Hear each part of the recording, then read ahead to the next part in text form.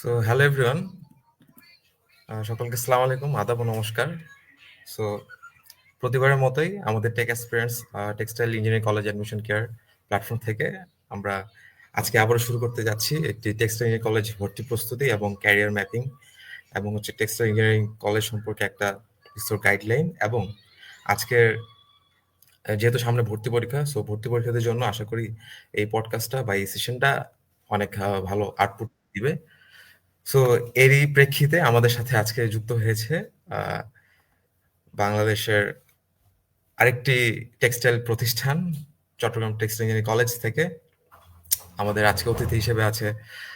আহ, যদি আমি বলি, আমাদের ইতিমধ্যে আমরা স্ক্রিনে যা দেখতে পাচ্ছি, আমাদের আহ, চট্টগ্রাম টেক্সটাইল ইঞ্জিনিয়ারিং কলেজ থেকে ক্যারিয়ার ক্লাবের প্রেসিডেন্ট কাজী সোনার রহমান ভাই। ভাই, আসসালামু আলাইকুম। ঠিক সেই সাথে আমাদের সাথে উপস্থিত আছে তন্ময়, তামিম, আমাদের সাথে আরো যুক্ত হবে কাউসার এবং মেহেদী। সো আমাদের এই পডকাস্ট বা সেশন এগুলো করার উদ্দেশ্য হচ্ছে যে আমরা পজিটিভনেস, টেক্সটাইল কলেজ ভর্তি প্রস্তুতি সম্পর্কে পজিটিভিটি ছড়ানো, এবং যারা আসলে টেক্সটাইল ইঞ্জিনিয়ারিং কলেজের এই সেগমেন্টগুলোতে বা এই সেক্টরটাতে আসতে চাচ্ছে তাদেরকে আমরা কিভাবে তারা কিভাবে এখানে সাস্টেইন করতে পারে বা এটাকে চুজ করতে পারে কিনা সেই বিষয়ে একটা পরামর্শ দেওয়া, দিক নির্দেশনা দেওয়া এবং সচেতনতা ক্রিয়েট করা। সো এর প্রেক্ষিতে আমরা প্রতিবারের মতো সবগুলো ক্যাম্পাস থেকে আমরা চলে এসেছি আবার চিটাগাং টেক্সটাইল কলেজ থেকে।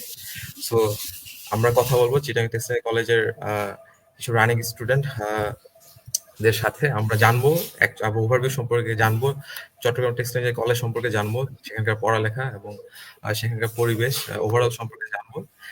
অ্যাকচুয়ালি ওভারঅল টার্গেট যদি আমরা করি, ওভারঅল হচ্ছে টেক্সটাইল কলেজের ফুল একাডেমিক ভর্তি প্রস্তুতি এবং ক্যারিয়ার আউটলাইন এবং কি কি অপরচুনিটি আছে সেগুলো সম্পর্কে আমরা জানবো। সো সকলকে আবারও ধন্যবাদ যারা আমরা এখন লাইভটা দেখতেছি এবং সামনে দেখবো। সো আমরা সেশন চলাকালীন বা এর পরবর্তীতে যদি আমাদের কোনো কোশ্চেন থেকে থাকে আমরা কমেন্টেও জানাতে পারি। সো আমরা সেগুলো উত্তর দেওয়ার চেষ্টা করব। আমরা ফেসবুকে, আমরা ইউটিউবে অ্যাভেলেবল আছি। সো আর দেরি না করে, যেহেতু অনেক লেট হলো, আমরা দেরি না করে আমাদের মেইন প্রোগ্রামে চলে যাব। সো প্রোগ্রামের শুরুতে আমাদের আজকের চট্টগ্রাম টেক্সটাইল কলেজ সম্পর্কে এবং টেক্সটাইল সম্পর্কে একটা ফুল ওভারভিউ এবং ফুল একটা আউটলাইন দিবেন আমাদের আজকের সম্মানিত অতিথি, আমরা বলতে পারি বা আমাদের গেস্ট বলতে পারি, সিটেক ক্যারিয়ার ক্লাব প্রেসিডেন্ট থেকে কাজী সোহরাব রহমান ভাইয়া, 14তম batch, wet process engineering department. ভাইয়া। অসংখ্য ধন্যবাদ শ্রাবণকে এত সুন্দর একটা আয়োজনের জন্য। আসলে আজকের যে প্রোগ্রামটা আমার মনে হয় যারা টেক্সটাইল ইঞ্জিনিয়ারিং কলেজে ভর্তি পরীক্ষা দিবে তাদের জন্য খুবই ফলপ্রসূ হবে, এবং আমি আশা করব যে তোমরা আজকের প্রোগ্রামের একদম শেষ পর্যন্ত থাকবা এবং টেক্সটাইল ইঞ্জিনিয়ারিং কলেজ ভর্তি নিয়ে সম্পূর্ণ একটা গাইডলাইন পাবা এবং টেক্সটাইল ইঞ্জিনিয়ারিং কলেজ সম্পর্কেও একটা ভালো ধারণা নিতে পারবা। তো আমার স্লাইডটা কি দেখা যাচ্ছে? জি ভাইয়া, দেখা যাচ্ছে। দেখা যাচ্ছে। তো আমি আসলে স্লাইডটার নামকরণ করছি এভাবে যে Y choose government textile engineering college, অর্থাৎ বাংলাদেশে এত প্রতিষ্ঠান থাকতে তুমি কেন টেক্সটাইল ইঞ্জিনিয়ারিং কলেজ, আমি যদি ভিন্নভাবে বলি, তুমি কেন টেক্সটাইল ইঞ্জিনিয়ারিং নিয়ে পড়বে? যেহেতু অনেক সাবজেক্ট আছে বাংলাদেশে, বিশেষ করে ইঞ্জিনিয়ারিং এ অনেক সাবজেক্ট আছে, ইলেকট্রিক্যাল, সিএসই, সিভিল, মেকানিক্যাল, এর বাইরেও অনেক ইঞ্জিনিয়ারিং সাবজেক্ট আছে। তো আমি আজকে এতগুলো সাবজেক্ট রেখে তোমরা কেন টেক্সটাইল ইঞ্জিনিয়ারিং এ আসবে এই বিষয়টা নিয়ে আলোচনা করব। শুরুতে আমার পরিচয়টা দিয়ে নিই। আমি হচ্ছে কাজী সোহানুর রহমান, বর্তমানে টেক্সটাইল ইঞ্জিনিয়ারিং কলেজ জোরারগঞ্জ চট্টগ্রামে চতুর্থ বর্ষে আছি। আমার সেশন ছিল 2019-20।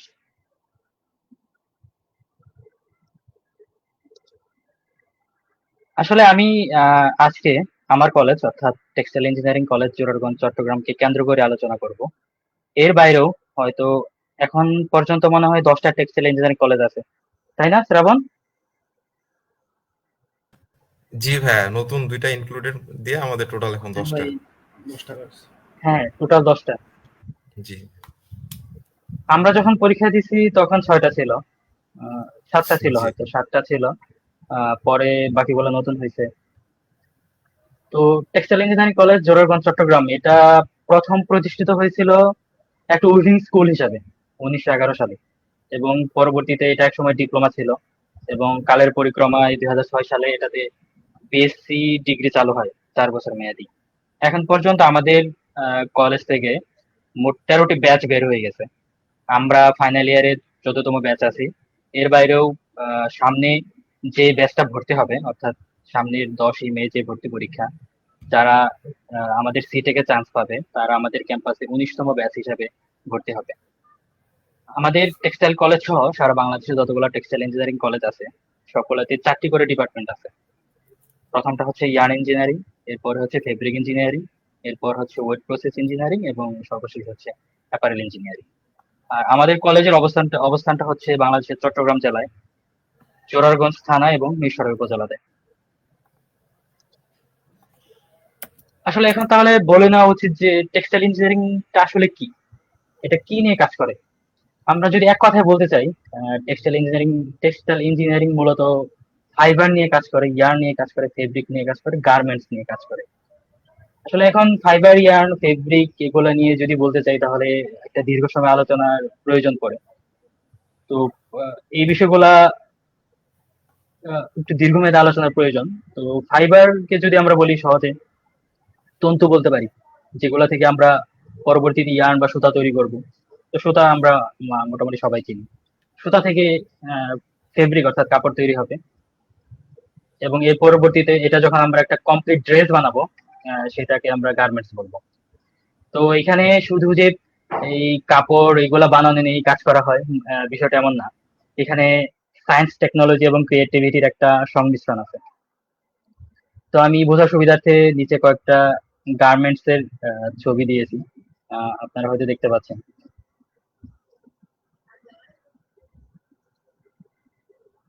এখন আমাদের বলতে হয় যে সচরাচর আমরা যে ইঞ্জিনিয়ারিং সাবজেক্ট গুলো দেখি, যেমন আমি একটু আগে আমার আলোচনায় বলেছি যে computer science engineering, electrical engineering বা সিভিল ইঞ্জিনিয়ারিং, এগুলোর সাথে আমাদের টেক্সটাইল ইঞ্জিনিয়ারিং এর পার্থক্যটা কোথায়।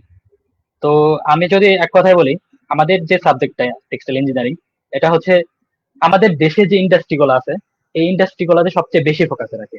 অর্থাৎ আমরা যদি দেখি বাংলাদেশের বৈদেশিক মুদ্রার প্রায় 80% আসে হচ্ছে আমাদের টেক্সটাইল সেক্টর থেকে। বাংলাদেশের বিশেষ করে ঢাকা, আহ, গাজীপুর, নারায়ণগঞ্জ, চট্টগ্রাম এই এলাকাগুলোতে টেক্সটাইল ইন্ডাস্ট্রি অনেক বেশি পরিমাণে দেখা যায় এবং আমাদের বৈদেশিক মুদ্রা অর্জনের সাথে টেক্সটাইল ইঞ্জিনিয়াররা সরাসরি জড়িত। তো যারা টেক্সটাইল ইঞ্জিনিয়ারিং ভর্তি পরীক্ষা দিবা, তো তোমাদের আসলে জানা উচিত আসলে টেক্সটাইল ইঞ্জিনিয়ারিং এর কর্ম পরিধিটা কতটুকু, এটার ইন্ডাস্ট্রি সাইজটা কতটুকু, এটা আমাদের জানা প্রয়োজন। এটা যদি আমরা ডলারে হিসাব করি তাহলে প্রায় 20.15 বিলিয়ন ডলার 2025 সালে, এবং এটা গ্রোয়িং হচ্ছে 5.8 অ্যানুয়ালি, অর্থাৎ বার্ষিক প্রবৃদ্ধি হচ্ছে 5.81%। এবং এটার কর্মক্ষেত্রটা আসলে কোথায়, এখানে একটা ইন্ডাস্ট্রিতে প্রোডাকশন, যেটা পণ্য উৎপাদন, কিউএ অর্থাৎ হচ্ছে কোয়ালিটি অ্যাসুরেন্স, মার্চেন্টাইজিং। এটা যারা টেক্সটাইল ইঞ্জিনিয়ারিং করে না তারা হয়তো অনেকে জানে মার্চেন্টাইজিং বিষয়টা আসলে কি। এই মার্চেন্টাইজিং এ কাজ করা যায়, R&D অর্থাৎ রিসার্চ এন্ড ডেভেলপমেন্টে কাজ করা যায়। এছাড়াও যে টেক্সটাইল ইঞ্জিনিয়াররা শুধু যে এই বাংলাদেশের ইন্ডাস্ট্রি গুলাতেই কাজ করবে বিষয়টা এমন না। টেক্সটাইল টেক্সটাইল ইঞ্জিনিয়াররা বাংলাদেশের সরকারি কর্মক্ষেত্রেও খুব গুরুত্বপূর্ণ অবদান রাখে। সরকারি কর্মক্ষেত্রগুলোতে বাংলাদেশ জুট রিসার্চ ইনস্টিটিউট সহ অন্যান্য যেগুলো আছে, এবং আমাদের যে টেক্সটাইল কলেজগুলোর যে টিচার তারাও প্রত্যেকজন টেক্সটাইল ইঞ্জিনিয়ার। তো প্রাইভেট সেক্টরের বাইরেও সরকারি সেক্টর গুলাতে আমাদের একটা বৃহৎ সুযোগ আছে। সেক্টর গুলো কি কি আসলে? সেক্টর গুলো হচ্ছে spinning, dyeing, apparel, textile chemical, এছাড়া অন্যান্য সেক্টর আছে। বর্তমান সময়ে একসময় টেক্সটাইল ফ্যাক্টরি যেগুলো ছিল মোটামুটি মোটামুটি অতটা অটোমেশন ছিল না। তবে বর্তমান সময়ে অনেক মডার্ন টেকনোলজি টেক্সটাইল ফ্যাক্টরি গুলাতে ইউজ হচ্ছে। এগুলো মূলত চায়না, জাপান থেকে এই মেশিন গুলা আনা হচ্ছে।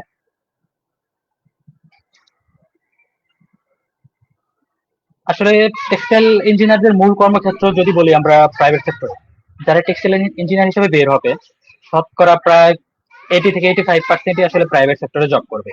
কারণ প্রাইভেট সেক্টর গুলো আসলে কি কি, আমি যদি কয়েকটা পজিশন আইডেন্টিফাই করি তাহলে বলতে হয় production engineer, quality control officer, merchandiser, research and development executive, industrial engineer, textile technologies, supply chain executive, sales and marketing এ কাজ করার একটা সুযোগ আছে, প্রোডাক্ট ডেভেলপমেন্টে কাজ করার সুযোগ আছে,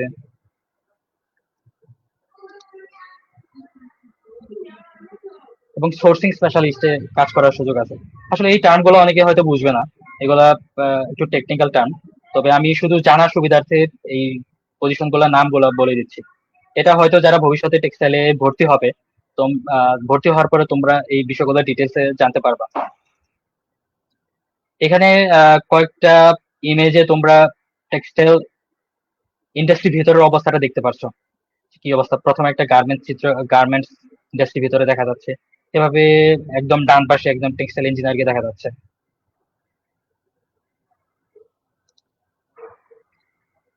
টেক্সটাইল ইঞ্জিনিয়ার বাংলাদেশে তুলনামূলক কম আলোচিত একটি পেশা, যদিও এর কর্মপরিধি অনেক ব্যাপক।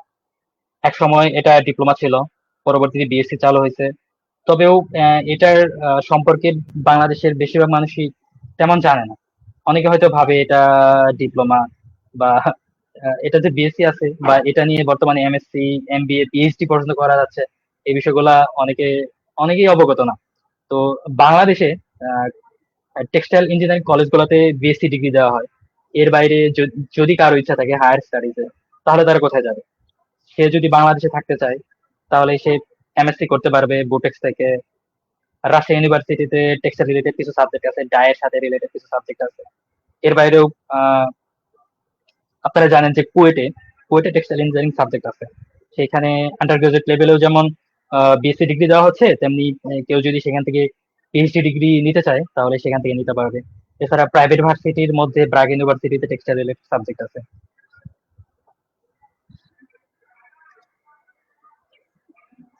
এখন অনেকেই দেশের বাইরে যেতে চায়, যে দেশের বাইরে টেক্সটাইল ইঞ্জিনিয়ারিং বাংলাদেশ থেকে পাশ করে বিদেশে অপরচুনিটিটা আসলে কেমন। আমার মনে হয় বর্তমান সময়ে দেশের বাইরে টেক্সটাইল ইঞ্জিনিয়ারদের পর্যাপ্ত পরিমাণ সুযোগ রয়েছে। এই বিষয়ে আমরা চট্টগ্রাম টেক্সটাইল ইঞ্জিনিয়ারিং কলেজের ক্যারিয়ার ক্লাব বিগত বছরগুলোতে অনেক প্রোগ্রাম করছি। তো এই বিষয়ে যদি কারো ডিটেলস ধারণার প্রয়োজন পড়ে, তাহলে আমাদের সিটেক ক্যারিয়ার ক্লাবের ইউটিউব চ্যানেলে তোমরা দেখতে পারো। সেখানে চায়না, ইউএসএ এবং অন্যান্য দেশের স্কলারশিপ অপরচুনিটিস নিয়ে খুব ভালোভাবে আমাদের ভাইরা যারা বর্তমানে বিদেশে পড়াশোনা করছেন টেক্সটাইল ইঞ্জিনিয়ারিং নিয়ে, তারা খুব সুন্দর করে গুছিয়ে আলোচনা করছেন। আমরা যদি বলি প্রধানত টেক্সটাইল ইঞ্জিনিয়ারদের গন্তব্য কোথায় যারা বিদেশে যেতে চায়, তাহলে এই ক্ষেত্রে আমি Germany, USA, UK, Australia, Netherlands এবং সুইডেনকে এগিয়ে রাখবো। এই দেশগুলোতে খুব ভালো স্কলারশিপ দেওয়া হচ্ছে, এবং খুব সহজেই সেই দেশে সেটেল হওয়ার একটা সুবর্ণ সুযোগ বলবো আমি টেক্সটাইল ইঞ্জিনিয়ারদের আছে।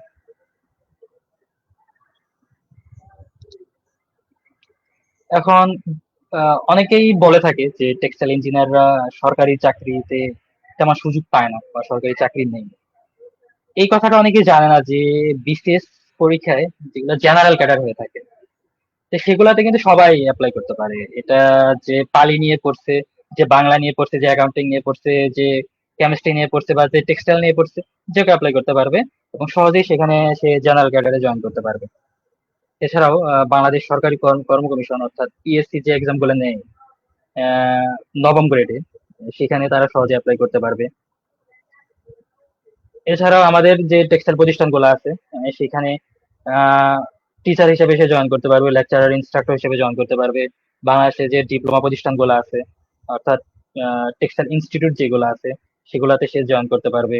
এছাড়াও BJMC Bangladesh jute mill corporation, BTMC Bangladesh textile mill corporation, BSTI এর মতো বাংলাদেশের খুব সুপ্রতিষ্ঠিত প্রতিষ্ঠানগুলোতে সে সায়েন্টিফিক অফিসার হিসেবে জয়েন করার একটা সুযোগ রয়েছে।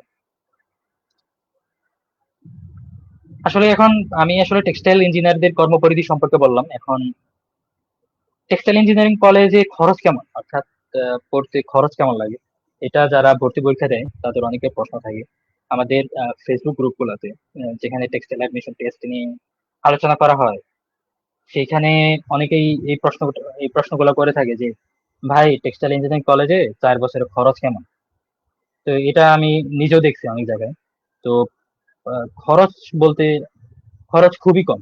আমরা যদি বলি টেক্সটাইল ইঞ্জিনিয়ারিং কলেজে টোটাল যে 4 বছরের পড়াশোনা এটাকে টোটাল 8টা সেমিস্টারে ভাগ করা যায়। অর্থাৎ প্রত্যেক বছরে 2টো করে সেমিস্টার থাকবে। এবং প্রত্যেক সেমিস্টার পরীক্ষার আগে আমাদের 4,000 টাকা করে সেমিস্টার ফি নেওয়া হয়। সেই হিসাবে যদি আমরা বলি যে টোটাল 8টা সেমিস্টার অর্থাৎ 4 বছরে টোটাল 8টা সেমিস্টার, এক্ষেত্রে 32,000 টাকা লাগবে সেমিস্টার ফি হিসাবে। এবং প্রত্যেকটা ইয়ারে আমরা যখন ইয়ার চেঞ্জ হবে, অর্থাৎ আমরা ইয়ারকে বলি লেভেল এবং সেমিস্টারকে বলি টার্ম। অর্থাৎ লেভেল যখন চেঞ্জ হবে, অর্থাৎ আমি যখন ফার্স্ট ইয়ার থেকে সেকেন্ড ইয়ার উঠবো, তখন আমার আমার 4,000 টাকা দিতে হবে। অর্থাৎ আমার একটা ইয়ারলি অ্যাডমিশন ফি দিতে হবে। সেটা হচ্ছে 4 বছর। 4 বছর আমরা যদি ধরি তাহলে 16,000 টাকা। এর বাইরে তাহলে আমরা দেখতে পাচ্ছি যে টোটাল খরচ হচ্ছে 32,000 প্লাস হচ্ছে 16,000, অর্থাৎ টোটাল 48,000 টাকা খরচ। এখানে একটা জিনিস আমি দিতে হয়তো ভুলে গেছি। বিষয়টা হচ্ছে যে যখন আমরা ভর্তি হই, তখন এখানে ভর্তি হওয়ার সময় আমরা যখন ভর্তি হই অর্থাৎ 19-20 সেশন যখন ভর্তি হয়, তখন 16,000 সামথিং ছিল। তো লাস্ট ইয়ারে কত টাকা লাগছে বিষয়টা আমার জানা নাই। এর পরবর্তীতে যারা আলোচনা করবে, তন্ময়, কাউসার, আমি আশা করব তারা এই বিষয়টা উল্লেখ করে যাবে যে বর্তমানে কত টাকা করে লাগে ভর্তি পরীক্ষায় টিকার পর ভর্তি হতে, এই বিষয়টা তারা ক্লিয়ার করে যাবে। এর বাইরে আরেকটা আমাদের স্কলারশিপ ফ্যাসিলিটিস আছে। এখানে প্রত্যেকটা ডিপার্টমেন্টে যারা একটা ভালো পজিশনে থাকবে, তারা কিন্তু একটা নির্দিষ্ট অ্যামাউন্ট একটা টাকা পাবে। সেটা তাদের আহ, খরচটাকে আরো কমিয়ে দিবে, সেটা দিয়ে তারা অন্যান্য কাজ করতে পারবে। এক্ষেত্রে দেখা যায় যে টোটাল খরচটা আরো কমে যাচ্ছে, যেহেতু এখানে স্কলারশিপ একটা ফ্যাসিলিটিস আছে।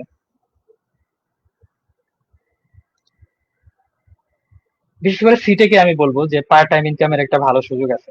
অর্থাৎ এখানে আমাদের ক্যাম্পাসটা যেখানে অবস্থিত, আশেপাশে অন্য কোনো ভার্সিটি নাই। এবং মোটামুটি আমরা একটা উপশহর বলতে পারি আমাদের ক্যাম্পাসটা যেখানে অবস্থিত। আশেপাশে খুব ভালো কয়েকটা শিক্ষা প্রতিষ্ঠান আছে এবং কলেজ আছে। অর্থাৎ তারা প্রাইভেট টিউটরের জন্য আমাদের সিটেকের স্টুডেন্টদের উপরে নির্ভরশীল। অর্থাৎ একজন স্টুডেন্ট এখানে নিজের খরচ অবশ্যই বহন করতে পারবে। এবং আমার জানা মতো অনেকেই নিজের খরচ বহন করে এক্সট্রা কিছু টাকা তার নিজ ফ্যামিলিতেও দেয় এবং অনেকেই খুব ভালো পরিমাণ টিউশন করায়। আর যদি বলি যে যারা ভর্তি পরীক্ষা দিবে তারা আসলে কেন সিটেকে আসবে, সিটেকে আসার কারণ যদি আমি বলি, এটার অ্যালমনাই অনেক স্ট্রং। যেহেতু আমাদের ক্যাম্পাসটা অনেক পুরানো, প্রায় 13টা ব্যাচ বের হয়ে গেছে। এখানে যারা ফার্স্ট ব্যাচে ছিলেন তারা বর্তমানে অনেক ভালো পজিশনে আছে। আর টেক্সটাইল সেক্টর নিয়ে যদি আমি বলি, টেক্সটাইল সেক্টরে কমিউনিকেশন একটা গুরুত্বপূর্ণ ফ্যাক্টর। কমিউনিকেশন ছাড়া আসলে এখানে কিছু করা যাবে না, আমি যদি এক কথায় বলি।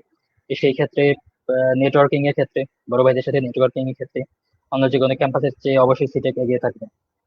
আর যে কোনো একটা ক্যাম্পাসে যেহেতু আমরা আমার কাছে মনে হয় যে আমরা যারা ইঞ্জিনিয়ারিং করছি বা টেক্সটাইল ইঞ্জিনিয়ারিং করছি, প্রত্যেকে এক একজন লিডার। কারণ প্রত্যেকেই যখন ইন্ডাস্ট্রিতে যাবে, সে অবশ্যই লিড করবে। তার আন্ডারে যারা থাকবে তাদেরকে সে লিড করবে এবং কোম্পানিকে গ্রোথ এনে দেবে। তো লিডারশিপ স্কিল বিল্ড করার জন্য তো আমাদের ক্যাম্পাসে কিছু ক্লাব আছে, যেমন career club, debating club, English club, sports club. এগুলোতে জয়েন হওয়ার মাধ্যমে সে তার নিজের নেতৃত্বের গুণাবলী প্রকাশের একটা ভালো সুযোগ পাবে এবং ভবিষ্যৎ কর্মক্ষেত্রে সে একজন যোগ্য আহ কর্মী, যোগ্য প্রকৌশলী হিসেবে নিজেকে গড়ে তুলতে পারবে। আর যেহেতু আমাদের ক্যাম্পাস চিটাগাং অবস্থিত, চিটাগাং বাংলাদেশের বাণিজ্যিক রাজধানী। ঢাকার পরে যদি আমরা কোনো শহরের নাম বলতে চাই, তাহলে সেটা অবশ্যই চিটাগাং। আর চিটাগাংয়ে অনেক ফ্যাসিলিটিস আছে। এখানে আমাদের পাশেই একটা আমাদের কলেজটা মিরসরাই উপজেলাতে অবস্থিত। আমাদের ক্যাম্পাসের পাশেই বলা যায় মিরসর ইকোনমিক জোন, যেখানে দেশ বিদেশের অনেক প্রতিষ্ঠান, অনেক নামি দামি প্রতিষ্ঠান বিনিয়োগ করেছে এবং তাদের প্রতিষ্ঠান অলরেডি কাজ করছে। এবং আমাদের অনেক সিনিয়র ভাইরাও আহ, সেখানে কাজ করছে। এবং এর বাইরেও মিরসরাই ইকোনমিক জোনের বাইরেও আমাদের শহরে সিইপিজেড আছে এবং কেইপিজেড আছে, অর্থাৎ কোরিয়ান ইপিজেড আছে। সেখানেও কিন্তু তাদের কাজ করার একটা বৃহৎ সুযোগ আছে। অর্থাৎ আমি যদি বলি সিটেক আমার বিচারে অবশ্যই টেক্সটাইল কলেজগুলোর মধ্যে প্রথম সারিতে থাকবে। তো এই ছিল আমার আলোচনা। তো এর বাইরেও যদি কারো কোনো কিছু জানার থাকে, তো আমার কাছে জানাতে পারেন, কোনো প্রশ্ন থাকলে প্রশ্ন করতে পারেন, বা এখানে আমার বাইরেও যারা গেস্ট আছে তাদের কাছে বলতে পারেন।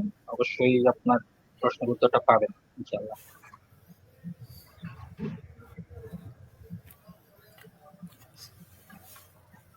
সো ভাই, থ্যাংক ইউ মোটামুটি একটা ওভারভিউ সেশনের জন্য।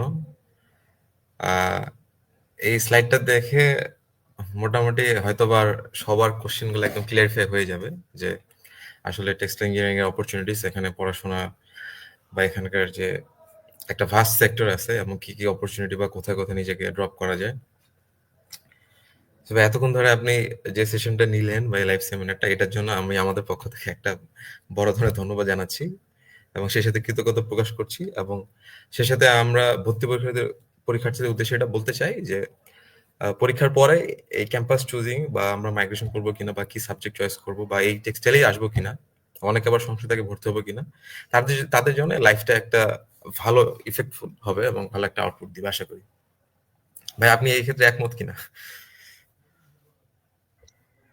আমার মনে হয় অবশ্যই তারা উপকৃত হবে, যেহেতু আমরা জি যখন ভাই। অ্যাডমিশন পরীক্ষা দিয়েছি এরকম কোনো সুযোগ ছিল না, ওভারভিউ নেওয়ার সুযোগ পাইনি।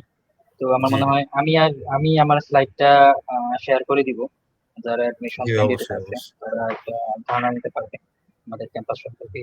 আর আমি অবশ্যই তোমাকে আবারও ধন্যবাদ দিতে চাই যে বাংলাদেশের জি ভাই, টেক্সটাইল কলেজ গুলা সম্পর্কে অনেকে অবগত না। তো জি আমরা জি যারা টেক্সটাইল কলেজ গুলাতে আছি, তো আমাদের প্রত্যেকেরই একটা দায়িত্ব আছে যে আমাদের কলেজ গুলোর একটা ভালো ব্র্যান্ডিং করা। কারণ হচ্ছে যে টেক্সটাইল কিন্তু বাংলাদেশের সবচেয়ে গ্রোয়িং সেক্টর। প্রায় উম, অনেক লোকের কর্মসংস্থান সৃষ্টি হয়েছে এখানে, প্রায় 40,000। আর বাংলাদেশে কতগুলো প্রতিষ্ঠান আছে বলো তো, শ্রাবণ? টেক্সটাইল ইন্ডাস্ট্রি কতগুলো আছে? এমনি তো মোটামুটি জানতে হবে 5,000 মতো ফ্যাক্টরি, আচ্ছা, আরো বেশি। ধরো যে 5,000 ফ্যাক্টরি যদি থাকে, একটা বৃহৎ লোকের কর্মসংস্থান হয়েছে। এবং এক্ষেত্রে হ্যাঁ, হচ্ছে 85% প্রায় হচ্ছে নারী। তো জি নারীদের জি জি, কর্মসংস্থানের ক্ষেত্রে একটা গুরুত্বপূর্ণ একটা ভূমিকা বড় রাখে। সুযোগ। হ্যাঁ, এটা কিন্তু আমাদের একটা গর্ব করার মতো, মানে আমরা যে টেক্সটাইল ইঞ্জিনিয়ার, এটা কিন্তু আমাদের একটা গর্ব করার মতো বিষয়। আহ, তাই তো, গর্ব করার মতো বিষয়। অবশ্যই এখন অবশ্যই। এখন নানা কারণে হয়তো আমরা নিজেদেরকে ওইভাবে ব্র্যান্ডিং করতে পারি না, যার কারণে পেশা হিসেবে আমরা অতটা মূল্যায়ন পাচ্ছি না।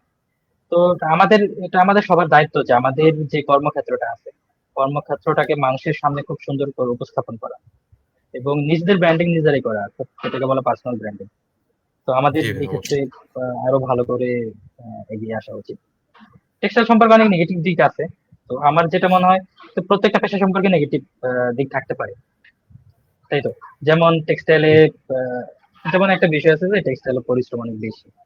তো পরিশ্রম তো আমার মনে হয় যে কোনো কাজেই বেশি, তাই তো? পরিশ্রম ছাড়া তো কোনো জি কিছু ভাই, হবে সব না। কাজে। এখন হালাল হালাল উপায়ে কেউ যদি বড় হতে চায়, তাহলে আমার মনে হয় না টেক্সটাইলের চেয়ে ভালো কিছু বাংলাদেশে আছে।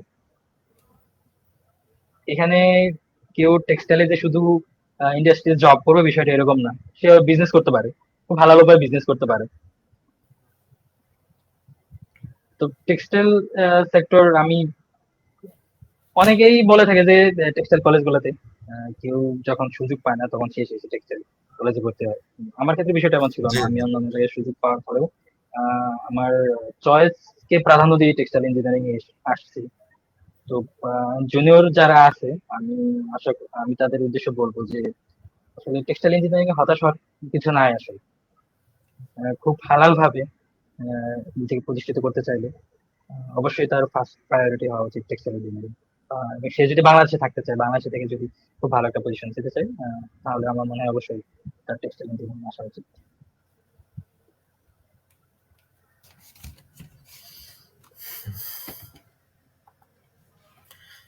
থ্যাংক ইউ ভাইয়া।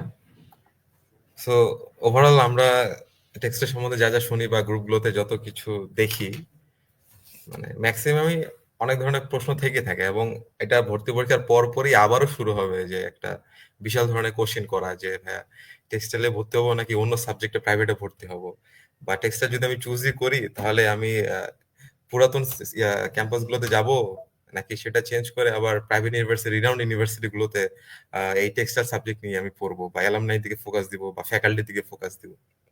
বা এই যদি সাবজেক্ট চুজিং বা ক্যাম্পাস চুজিং এ যদি আপনি আসেন, সো এই ক্ষেত্রে আপনি কি বলবেন যে গভর্নমেন্ট টেক্সটাইল নাকি আমাদের প্রাইভেট ইউনিভার্সিটি টেক্সটাইল?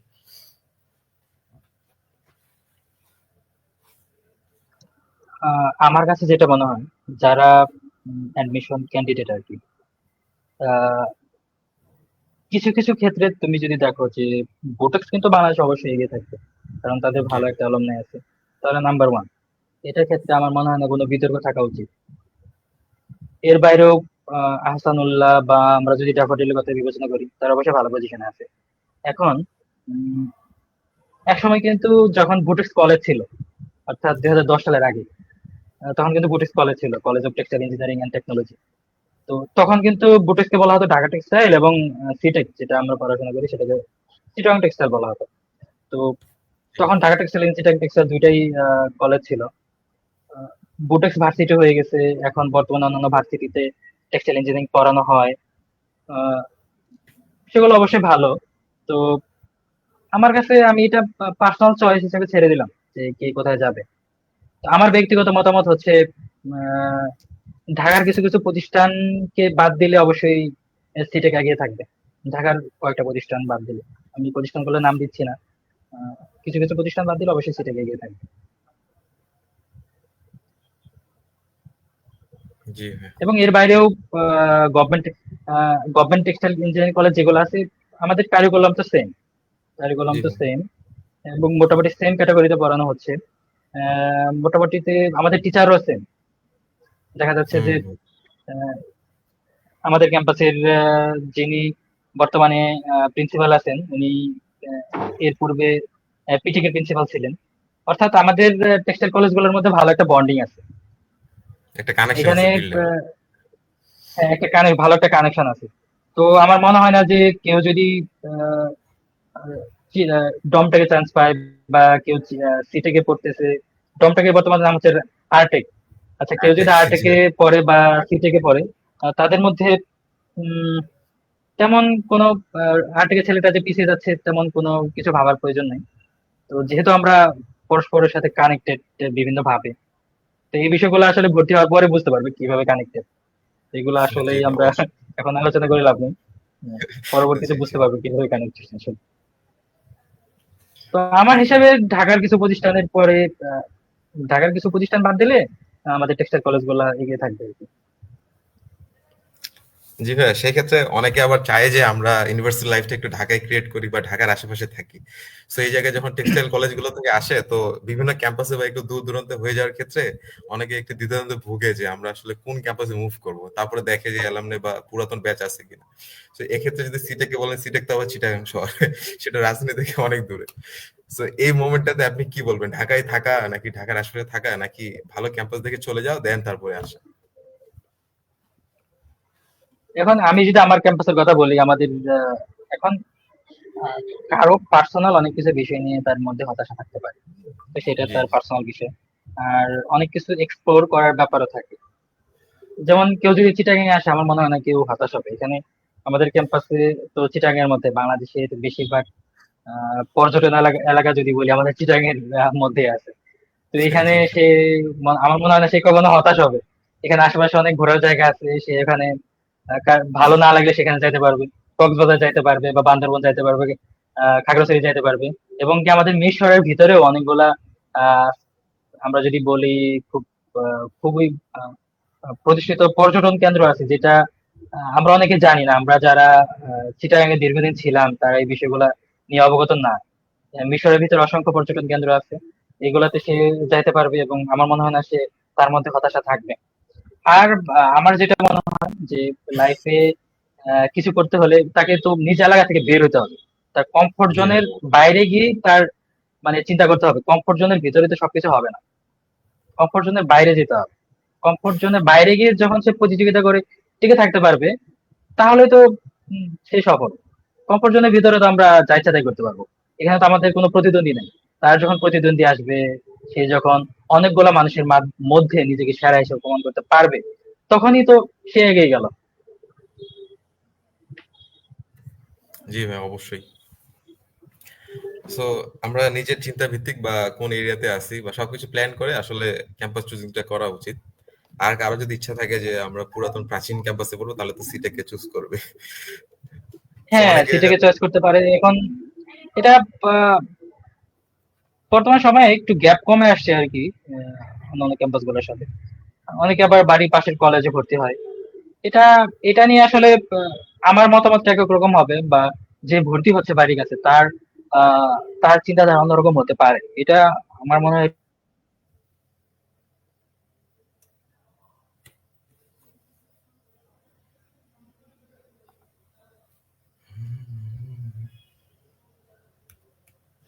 এরকম ভাবে আহ, যে ক্যান্ডিডেট আর কি, সে বিষয়টা আসলে দেখবে, সে কোথায় যাবে, কোথায় গেলে ভালো হবে, সে নিজেই বিবেচনা করবে বিষয়টা। আমার মনে হয় যে যারা পরীক্ষা দিচ্ছে তার এতটুকু বোঝার ক্ষমতা। পরিপক্কতা আছে আমার মনে হয়, সেই বিষয়টা জি। চিন্তা করতে পারবে। জি ভাই, এক্ষেত্রে এখন মোটামুটি তো আমরা একটা আলোচনা করলাম, বা আপনার ব্রিফিং এ মোটামুটি সবকিছু পাওয়া গেল।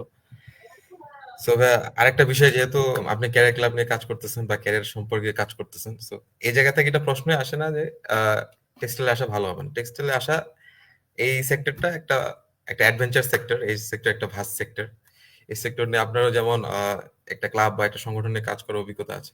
সো আমি আপনার কাছে জানতে চাইবো যে যারা মনে করেন এই জায়গায় প্রবেশ করবে, তাদের ফার্স্ট ইয়ার থেকে বা কোন মোমেন্টটাতে আসলে ক্যারিয়ার রিলেটেড, বা আমরা যে টেক্সটাইলে থাকবো কি থাকবো না, বা টেক্সটাইলকে মুভ করে চলে যাবো কিনা, বা এই যে পড়াশোনা করতেছি, এই পড়াশোনার মাঝে কোন সময়টাতে আমরা অ্যাকচুয়াল ক্যারিয়ার ফোকাস বা চিন্তা ভাবনা একটু শুরু করব, যে না আমরা টেক্সটাইল যদি আমরা অপরচুনিটি পাই আমরা এই জায়গাতে থাকবো, না হলে যদি আমার নিজের না মনে হয় দেন আমি এটার বাইরে চিন্তা করব।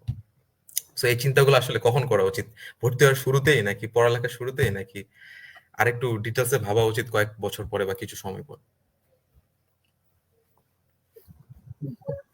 কেউ যদি সেক্টর চেঞ্জ করতে চায় তাহলে তো তার ভর্তি হওয়ার আহ, স্বল্প কয়েকদিনের মধ্যে চিন্তা করা উচিত। হয়তো দীর্ঘদিন পরে তো তার হাতে কোনো অপশন থাকবে না জি। তার সাবজেক্টটা চেঞ্জ করা।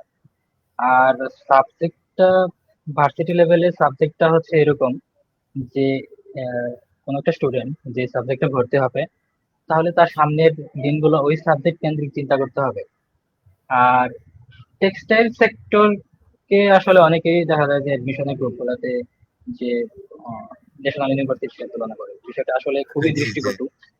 যে এই ন্যাশনাল ইউনিভার্সিটির সাথে কিভাবে সে তুলনা করে, কারণ টেক্সটাইল ইঞ্জিনিয়ারিং সাবজেক্ট হচ্ছে একটা টেকনিক্যাল সাবজেক্ট। এখানে 166 ক্রেডিটের একটা সাবজেক্ট, এটার সাথে আসলে পিওর সাবজেক্টের কখনোই তুলনা হয় না।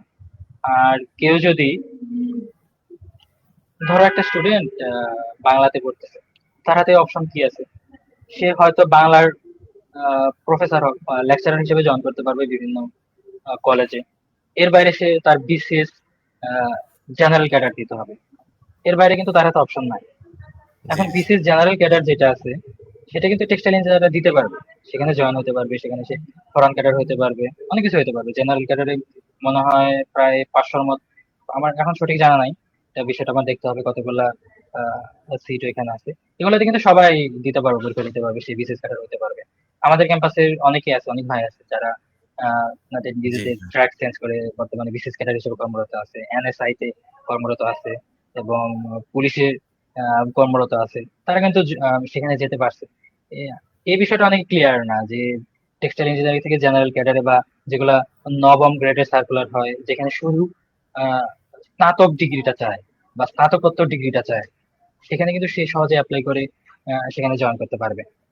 আর আমি, যারা বলে যে টেক্সটাইল ইঞ্জিনিয়ারিং ভালো হবে না ন্যাশনাল ইউনিভার্সিটি বা অন্য কোনো ভার্সিটি পিওর সাবজেক্ট ভালো হবে, আমি সাধারণত সেটা নিয়ে আমি কোনো মন্তব্য করতে চাই না।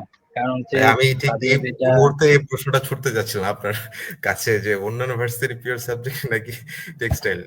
হ্যাঁ, এই যদি এটা এক্ষেত্রে যদি আমি আপনি আসলে, মতামত না দেন তাহলে ওকে, সমস্যা নেই। ঠিক আছে, এটার মতামত আমার মনে হয় এটা সম্পর্কে কিছু বলার নেই। আসলে পিওর সাবজেক্টের সাথে টেকনিক্যাল সাবজেক্টের তুলনা করা আসলে একটা বোকামি। এটা তুলনা হ্যাঁ, করা কখনোই উচিত না। দুইটা আলাদা আলাদা ভার্স্টে বা এরিয়াতে চল। হ্যাঁ, এখন কারো যদি ওইটার মধ্যে আলাদা ইন্টারেস্ট থাকে যে সে ফিজিক্সে পড়বে, তো সেটা ভিন্ন কথা। তো সেটা আমি অবশ্যই তার নিজের একটা পছন্দকে আমি অবশ্যই গুরুত্ব দিই, কিন্তু সচরাচর পিওর সাবজেক্টের সাথে আসলে টেকনিক্যাল সাবজেক্টের তুলনা হবে না। এখন টেক্সটাইলের সাথে মেকানিক্যালের তুলনা হতে পারে, টেক্সটাইলের সাথে লেদার ইঞ্জিনিয়ারিং এর তুলনা হতে পারে, টেক্সটাইলের সাথে কম্পিউটার সায়েন্সের তুলনা হতে পারে, কিন্তু টেক্সটাইলের সাথে তো কেমিস্ট্রি তুলনা করা আসলে ঠিক না, এটা কোন সেন্সেই তো এটা তুলনাটা হয় না। জি ভাই। ভাই আপনাকে আবারও ধন্যবাদ। সো আমরা এই যে একটা অ্যাডমিশন গ্রুপগুলোতে আমরা ভর্তি পরীক্ষার এই জার্নিটা শুরু হতে হতে অনেক ধরনের কোশ্চেন দেখি। So, তার মধ্যে আমাদের আলোচনার মধ্যে কিছু হয়তোবা তার উত্তর পেয়ে গেছে, বা যারা ভিডিওটা এখন দেখছে বা পরে দেখবে তারা হয়তোবা সবকিছুর একটা টোটাল ওভারভিউ অ্যান্সার পেয়ে যাবে আশা করি। তো এর পরবর্তীতেও কিন্তু আমরা দেখব যে একটা সাবজেক্ট ওয়াইজ দ্বন্দ্ব, ক্যাম্পাস ওয়াইজ দ্বন্দ্ব, সাবজেক্ট চয়েসের ক্ষেত্রে। সো এটা থেকেই যায়। এটা আসলে যে কবে চিন্তা থেকে দূর হবে সেটা আসলে এখনো চিন্তার বিষয়। তো ভাই এরপরে আমি আপনার কাছে একটা জিনিস জানতে চাবো, অ্যাজ এ আপনি যেহেতু ওয়েট প্রসেসের একজন স্টুডেন্ট, সো আমি সাবজেক্ট চুজিং এর ক্ষেত্রে যদি আমি বলি, বা ওয়েটটাকে আপনি কিভাবে দেখেন, বা ওই ডাব্লিউপি কে আপনি কিভাবে দেখেন? আসলে সাবজেক্টের যে বিষয়টা, উম, আসলে সব উত্তর কি আমি দিয়ে দিব নাকি যারা আছে বাকিরা উত্তর ভাই দিবে? আমরা যাব মানে অ্যাডমিশন ক্যান্ডিডেটের ইয়াতে যাব, তারপরে আপনার কাছ থেকে আমরা মুভ করতেছি, এই কোশ্চেনের পরে আমরা মুভ করব। আসলে এই কিছু কিছু বিষয় থাকে যেগুলো আসলে জানার জন্য একটা নির্দিষ্ট সময় প্রয়োজন হয়। তো জি জি জি। সাবজেক্টের যে বিষয়টা আছে আমার কাছে মনে হয় যে এই বিষয়টা থাক, এটা না বলাই থাক, এটা পরবর্তীতে জানতে পারবে। এটা সেটা অবশ্যই। তুমি জানো আর কি, সাবজেক্টের বিষয়টা তুমি জানো যে কি, যারা আছে জানে সাবজেক্টের বিষয়টা। তো এটা থাক আর কি, এটা আচ্ছা, আমি যদি এক কথায় মনে করি বলতে এটা। হয় মোটামুটি বলা যায় যে একটু কেমিস্ট্রি ছোঁয়া আর কি। হ্যাঁ, এখন কেমিস্ট্রি ছোঁয়া এবং বেসিক যে চারটা সাবজেক্ট আছে, মাদার সাবজেক্ট জি যেটা বলি আমরা, ইয়ার্ন ফেব্রিক, ওয়েট এবং অ্যাপারেল। সাবজেক্ট গুলোতে কিন্তু 80% পড়া মোটামুটি সেম বলতে পারি সেম আমরা। সেম। এখানে সাবজেক্ট গুলোতে ভাগ করার কিছু ইতিহাস আছে। বিশেষ করে বুটেক্স যখন কলেজ ছিল, এটা যখন ভার্সিটি হয়, তখন ভার্সিটি হওয়ার জন্য কিছু ক্রাইটেরিয়া থাকে, অর্থাৎ এখানে অনেকগুলো ডিপার্টমেন্ট থাকতে হবে, অনেকগুলো সাবজেক্ট থাকতে হবে। তো তখন কিন্তু কিছু কিছু সাবজেক্টকে ভেঙে কিছু নতুন সাবজেক্ট তৈরি করা হয়েছিল। যেমন ওয়েট প্রসেসকে ভেঙে বুটেক্স আমরা যদি বলি ডাইস এন্ড কেমিক্যাল, মানে এটা ফ্যাকাল্টির ভিতরে কতগুলো সাবজেক্ট আছে, ভিতরে কিন্তু পড়ালেখা জি সেম, আইটেম কিন্তু সেম, কিন্তু সাবজেক্টের নামগুলো আলাদা দেওয়া হয়েছে। এটা কিছু কারণ আছে, যে এখানে কিছু বিষয় আছে, কিছু বিষয় আছে। তেমনি ভাবে আমাদের যে কলেজগুলোতে চারটা সাবজেক্ট আছে, চারটা সাবজেক্টের 80 থেকে 85% সেম, এবং কিছু কিছু বিষয় আছে যেগুলা ওয়েটের সাথে, অ্যাপারেলের সাথে, ফেব্রিকের সাথে, ইয়ানের সাথে পার্থক্য থাকবে আর কি। যেটা স্পেশালি আমরা যারা ওয়েটে পড়তেছি তারা হয়তো কেমিক্যাল রিলেটেড কিছু বিষয় এক্সট্রা জানতেছি, এই রিলেটেড আমাদের কিছু ক্রেডিট বেশি আছে। বা ইয়ার্নে যারা পড়তেছি ইয়ার্ন রিলেটেড কিছু ক্রেডিট বেশি আছে, বা ফেব্রিক রিলেটেড কিছু সাবজেক্ট বেশি আছে, এরকম আর কি। তবে ওভারঅল আমি যদি বলি 80 থেকে 85% সেম আর কি। ওকে ভাই, থ্যাংক ইউ এতক্ষণ ধরে আমাদের সাথে সময় দেওয়ার জন্য এবং ওভার একটা ভিউ দেওয়ার জন্য। আমরা আবারও আপনার কাছে আসবো। সো আমরা একটু চলে যাবো এখন কার কাছে? তন্ময়। আমরা দেখতে পাচ্ছি আমাদের সাথে আছে Tanmoy, wet process engineering department থেকে। সো আমরা তন্ময়ের কাছে কিছু শুনবো এজ এ টেক্সটাইল ওভারভিউ এবং প্রিপারেশন সম্পর্কে, যেহেতু আমাদের ভর্তি পরীক্ষা খুব হাতের নাগালে, আর বেশি দিন নাই। সো এই ক্ষেত্রে ভর্তি পরীক্ষাতে উদ্দেশ্যে এই সময়টাতে কি করণীয় সেটা আমরা তন্ময়ের কাছ থেকে শুনবো। এরপর আমরা একে একে তামিম এবং কাউসারের কাছে আবার যাবো। তো তন্ময়। আচ্ছা, আসসালামু আলাইকুম সবাইকে। আশা করি সবাই ভালো আছেন। তো শ্রাবণ যে প্রশ্নটা করছে যে ওই পরীক্ষার প্রস্তুতি নিয়ে, তো আমি যদি এই পার্সোনালি আমার প্রস্তুতির কথা বলি, তাহলে এক্সট্রা করে কোনো প্রস্তুতি আমার ছিল না। যেটা আমি গুচ্ছের জন্য বা অন্যান্য ভার্সিটির জন্য যে প্রিপারেশন নিয়েছিলাম, সেটা দিয়ে আমি টেক্সটাইলটা কভার করতে পারছি। সো সবার জন্য প্রিপারেশনটা একই রকম না। যে টেক্সটাইলকে ফোকাস করে আলাদা করে একটা প্রিপারেশন নেওয়া, সেটা আমার মধ্যে ছিল না। আমি গুচ্ছের প্রিপারেশন দিয়েই এখানে পরীক্ষা দিয়েছি। অ্যান্ড সেখানে আমি সম্ভবত 60তম হয়েছিলাম টোটাল সব সব সারা বাংলাদেশের মধ্যে। তো আমি আলাদা করে কোনো প্রস্তুতি নেই নাই। তো এর এর বাইরে হচ্ছে প্রস্তুতি নেওয়ার জন্য আরো মানে টেক্সটাইল কলেজগুলোর মধ্যে পরীক্ষার জন্য প্রস্তুতি নেওয়ার জন্য আরো বই বা বিভিন্ন অনেক কিছু আছে। সেগুলোর মধ্যে ফেব্রি নলেজ নামে একটা বই আছে, সেটা অনেকেই অ্যাডমিশনের সময় পড়ে থাকে। তো আমার জন্য পার্সোনালি কোনো এক্সট্রা কোনো প্রস্তুতি ছিল না। তো প্রত্যেকের আলাদা আলাদা প্রস্তুতি থাকবে। আমার যেরকম অন্যরকম প্ল্যান ছিল, সবারই মানে আলাদা আলাদা একটা প্ল্যান থাকবে। এখন আমার জন্য হচ্ছে আলাদা কোনো প্রস্তুতি ছিল না, আমার প্রস্তুতিটা খুবই শর্ট ছিল। তো বাকিরা আরো বলবে তাদের প্রস্তুতিটা কিরকম ছিল। So thank you Tanmoy. So আমরা দেখতে পাচ্ছি আমাদের সাথে যুক্ত আছে কাউসার। আমরা কাউসার কাছে একটু যাব। কাউসার। জি, ধন্যবাদ। সর্বপ্রথম আমি টেক এসপিরেন্টকে অসংখ্য ধন্যবাদ জানাই আজকে এত সুন্দর একটি আয়োজন করার জন্য। আহ, আজকের এই অনুষ্ঠানে যারা দেখছেন এবং পরবর্তীতে দেখবে সবাইকে স্বাগত জানাই। এবং আমাদের আজকের এই অনুষ্ঠানে উপস্থিত রয়েছেন আমাদের চট্টগ্রাম টেক্সটাইল ইঞ্জিনিয়ারিং কলেজের সিটেক কেরিয়ার ক্লাবের সম্মানিত সভাপতি কাজী সোহানুর রহমান ভাই, এবং আরো যারা সহ আলোচক হিসেবে উপস্থিত রয়েছে সবাইকে স্বাগত জানিয়ে আমি কিছু কথা বলছি। আজকে আমরা যে বিষয়টা নিয়ে কথা বলতে চাচ্ছি তার কয়েকটি পার্ট রয়েছে, যেমন টেক্সটাইল সেক্টর, তারপরে সামনে টেক্সটাইল ইঞ্জিনিয়ারিং কলেজগুলোর ভর্তি পরীক্ষা। এই মোটা দাগে এই দুইটি বিষয় আহ, আমি আলোচনা শুনতেছিলাম। আমাদের এখানে কাজী সোহানুর রহমান ভাই যে অত্যন্ত সুন্দরভাবে বিষয়গুলোকে উপস্থাপন করেছেন, তারপরে আর ওইভাবে বলার মতো কিছু থাকে না। তারপরেও ভাই কিছু বিষয় এখানে বলার জন্য বলেছে, বা আমাদের শ্রাবণ ভাইও কিছু বিষয় বলতে বলেছে, এই বিষয়গুলো উপস্থাপন করছি। সর্বপ্রথমে আমি বলতে চাই যে বাংলাদেশের টেক্সটাইল সেক্টরটা নিয়ে এখানে বলা হয়েছে যে বাংলাদেশের টেক্সটাইল সেক্টরের মাধ্যমে অনেক কর্মসংস্থান তৈরি হয়েছে, আমরা বৈদেশিক অনেক মুদ্রা অর্জন করছি। হ্যাঁ, এই বিষয়গুলোকে সর্বপ্রথম ধারণ করতে হবে, ধারণ করে আমরা গর্ববোধ করতে হবে যে আমরা দেশের জন্য টেক্সটাইল ইঞ্জিনিয়ারিং হিসেবে আমাদের অনেক অবদান রয়েছে। পাশাপাশি আরেকটা বিষয় আমরা অনেকে এই বিষয়টা জানি যে বৈদেশিক মুদ্রা অর্জন করছি, কিন্তু এই জিনিসটা কিন্তু সাথে সাথে থেকে যায় যে বিদেশ থেকে কিন্তু অনেকে বাংলাদেশের টেক্সটাইল সেক্টরে কাজ করে বাংলাদেশ থেকে বৈদেশিক মুদ্রা অন্য দেশে নিয়ে যাচ্ছে। তো আমাদের এবং এই জায়গাগুলা কিন্তু একটা ইন্ডাস্ট্রির গুরুত্বপূর্ণ জায়গাগুলা, এবং এখান থেকে কিন্তু বিপুল পরিমাণ বৈদেশিক মুদ্রা বিদেশে যাচ্ছে। তো এখন দক্ষ যোগ্য যে লোকের প্রয়োজন, সেই চাহিদাকে সামনে রেখে আমাদেরকে কাজ করতে হবে। বিশেষ করে টেক্সটাইল শিক্ষা খাতে আমাদেরকে কাজ করতে হবে। তো বাংলাদেশের টেক্সটাইল শিক্ষা খাতের যেই কাঠামোটা, এখানে সরকারি এবং বেসরকারি প্রাইভেট বিভিন্ন বিশ্ববিদ্যালয় এবং কলেজগুলোতে টেক্সটাইল ইঞ্জিনিয়ারিং বিষয়টা পড়ানো হয়।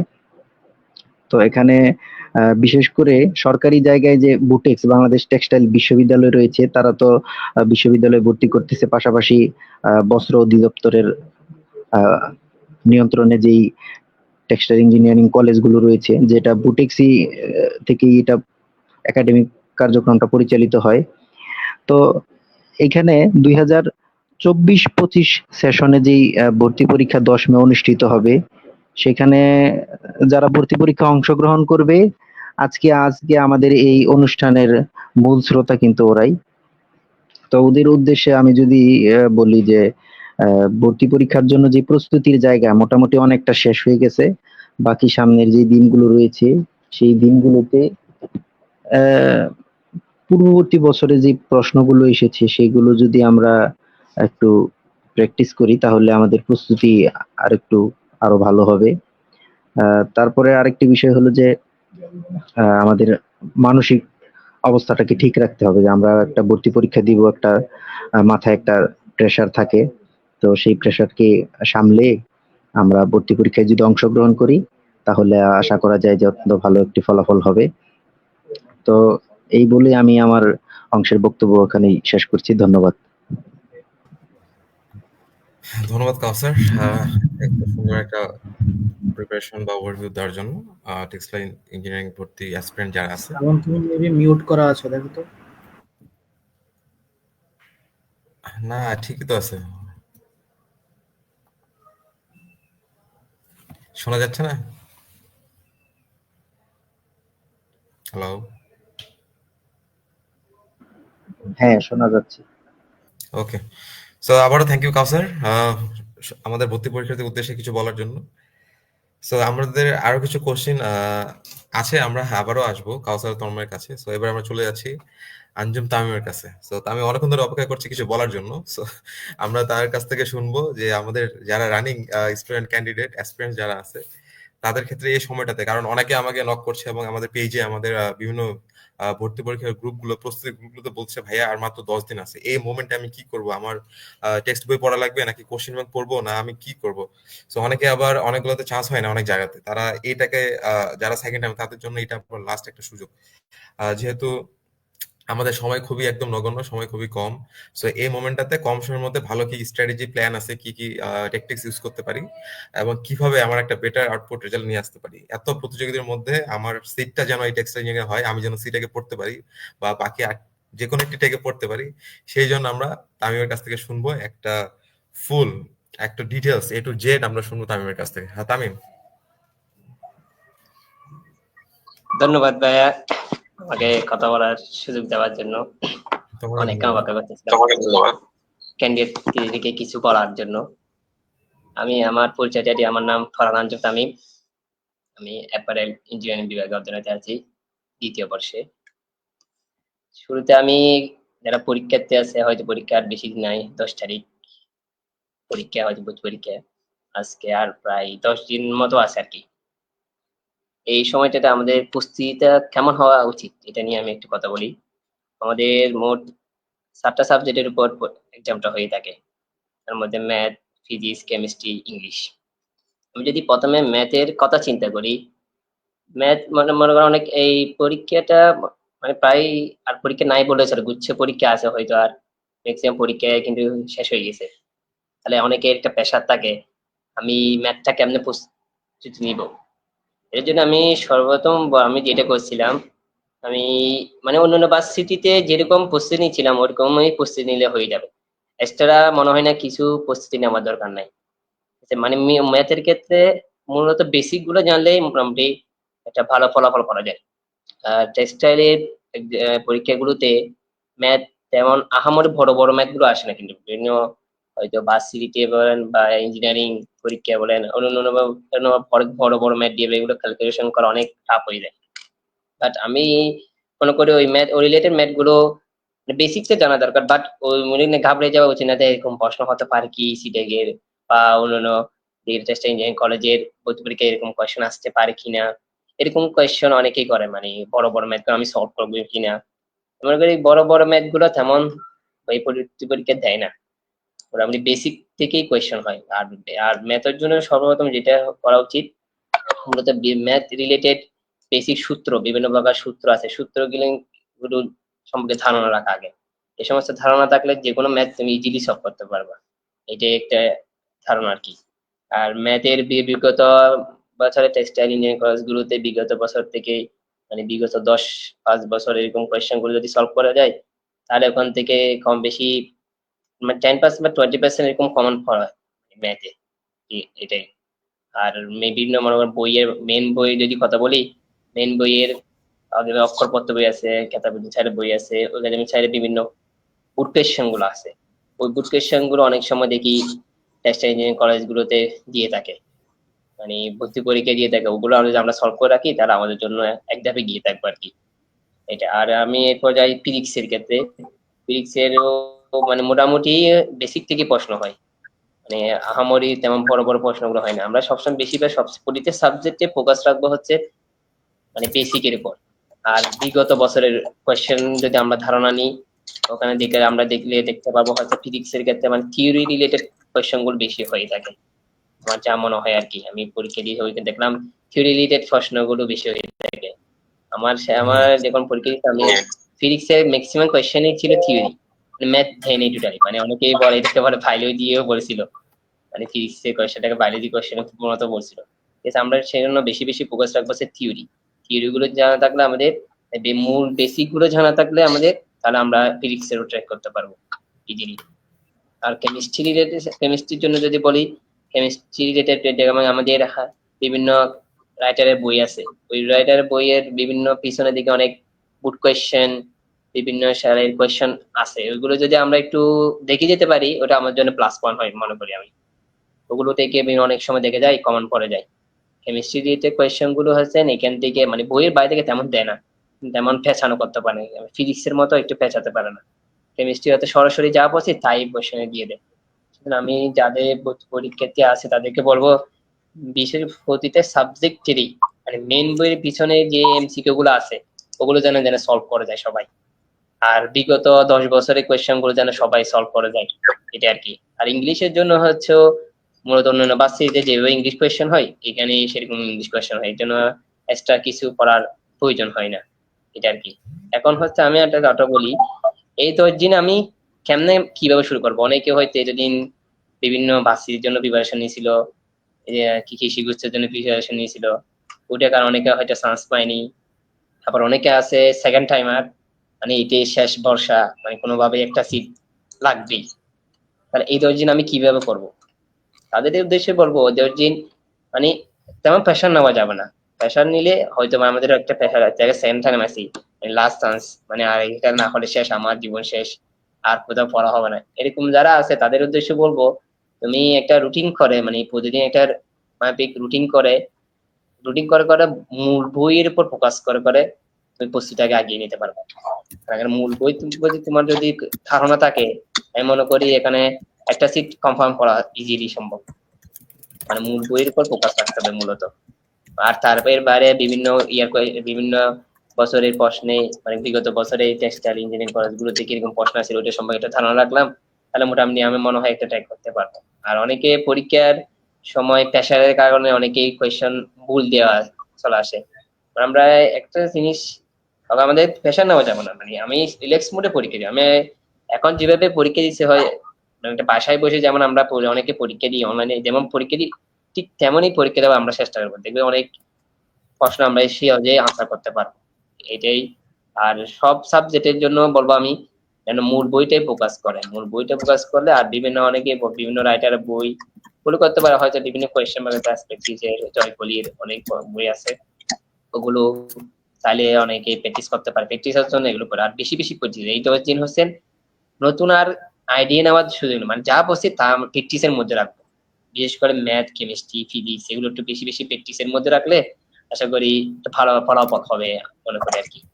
আর বেশি বেশি আমাদের বেশি বেশি হচ্ছে ইংলিশে বিভিন্ন ইংলিশ সম্পর্কে একটু বলি, ইংলিশে বিভিন্ন ধারণা তোমাদের মানে বিভিন্ন যেমন প্রিপোজিশন বিভিন্ন রকমের সাবজেক্ট যে পাঁচটির যে যেরকম কোয়েশ্চেন হয় ওরকম কোয়েশ্চেন গুলো পড়লে মানে কমন পড়ে যায়, ঠিক আছে। আর বললাম তো এই বিগত বছরের প্রশ্নের উপর যদি ফোকাসের ওখান থেকে প্রায় মানে 10% থেকে 15% কমন চলে আসে, এটাই আর কি। আর এটাই আর এটুকুই ছিল আমার কথা। আর যদি কোনো কিছু যারা জানার থাকলে হয়তো বলবেন আর কি সালমান ভাই। থ্যাংক ইউ তামিম, এত সুন্দর করে সবকিছু বলার জন্য। আশা করি এটা অনেকে হয়তো বা পড়তে পড়তে যখন একটু বোর ফিল করবে বা একটু হতাশা ফিল করবে তাদের জন্য আসলে আমাদের এই লাইভ সেশনটা, তারা আসলে সিদ্ধান্তহীনতায় ভুগলে তারা এই একটা পডকাস্ট বা লাইভ সেশনটা দেখলে হয়তোবা তাদের ওই চিন্তাটা ক্লিয়ার হবে এবং তার টেক্সটাইল নিয়ে আরেকটু দৃঢ় ভাবনার একটা পরিস্থিতি তৈরি হবে। সো এই তো ওভারঅল থ্যাংক ইউ আবারও তোমাকে। আর এই প্রশ্নটা নিয়ে ঠিক একই স্ট্র্যাটেজিক্যাল এবং বিভিন্ন ট্যাকটিক্স ফলো করে আজকে টেক্সটাইল কলেজে প্রাঙ্গণে আসা কাউসার আহমেদকে আমরা জিজ্ঞাসা করব। কাউসার আহমেদের কাছে জানতে চাবো যে সে যখন প্রিপারেশন নিয়েছিল কি হিসেবে নিয়েছিল প্রিপারেশনটা, কিভাবে, এবং এখন যারা আছে বর্তমানে ভর্তি পরীক্ষা তাদের আসলে কিভাবে নেওয়া উচিত, এবং এমন ভাবে প্রিপারেশন যেন নেয় বা কি কি ধরনের রুল ফলো করলে তারা তাদের ড্রিম ক্যাম্পাসে চলে যেতে পারবে। কারণ আমি অনেক স্টুডেন্টের সাথে যেহেতু আমার কথা হয়, আমি তাদের সাথে কথা বলে কমিউনিকেট করে আমি জানতে পারি অনেকের এটা শেষ ভরসা, অনেকে এটা শেষ এক্সাম।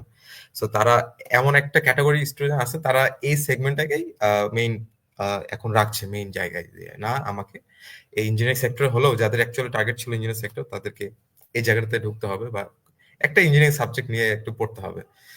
সো কাউসার, আমরা শুনতে চাই তোমার কাছ থেকে যে এই মোমেন্টটাতে লাস্ট মোমেন্টে আমরা 10 দিনের প্ল্যানিং যদি আমি তোমার কাছে জানতে চাই সাবজেক্ট ওয়াইজ, যে ফিজিক্স, কেমিস্ট্রি, ম্যাথ এবং ইংলিশ, এই তিনটাকে আমরা ওভারঅল কিভাবে র্যাঙ্কিং করব, কোনটাতে বেশি সময় এফোর্টটা দিব, কাউসার? হ্যাঁ, ধন্যবাদ আমাকে আবারও কিছু কথা বলার সুযোগ দেওয়ার জন্য। সর্বপ্রথমেই আমাদেরকে এই বিষয়টা মাথায় রাখতে হবে, ভর্তি পরীক্ষা হলো একটা পরীক্ষা, অর্থাৎ একটা ভর্তি যুদ্ধ। এখানে আমাকে অবশ্যই প্রস্তুতি নিয়ে যাইতে হবে। এখানে বিনা প্রস্তুতিতে আমি যদি ভর্তি পরীক্ষায় যাই, আমি যদি মনে করি এটা সহজ বা আমি এমনিতেই হয়তো চান্স পেয়ে যাব, বা আমার অন্যদিকে অনেক প্রস্তুতি আছে, ওই প্রস্তুতি দিয়ে আমি এটাতে চান্স পেয়ে যাব, আমার বাড়তি কোনো প্রস্তুতি নিতে হবে না, তাহলে আমার মনে হয় এটা একটা ভুল ধারণা। তো এই ভুল ধারণার কারণে যেন এরকম না হয় যে জীবন থেকে একটা সরকারি কোনো একটা প্রতিষ্ঠানে পড়ার সুযোগ যেন মিস না হয়ে যায়। তাই আমি সর্বপ্রথমেই বলবো এটাকে একটা ভর্তি পরীক্ষা, একটা ভর্তি যুদ্ধ হিসেবে বিবেচনা করে ওই অনুযায়ী প্রস্তুতি নিলে ভালো করার সুযোগ রয়েছে।